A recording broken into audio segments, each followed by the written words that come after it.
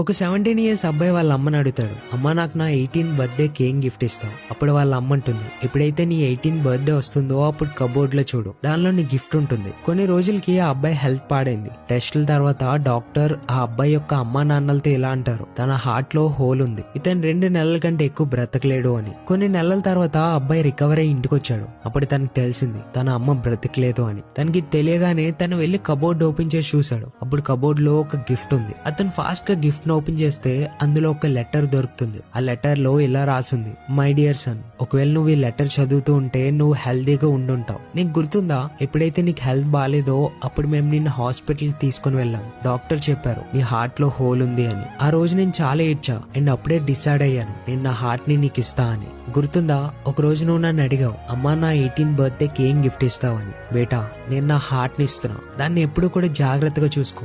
friends, ఒక అమ్మ ఇందుకే చనిపోయింది ఎందుకంటే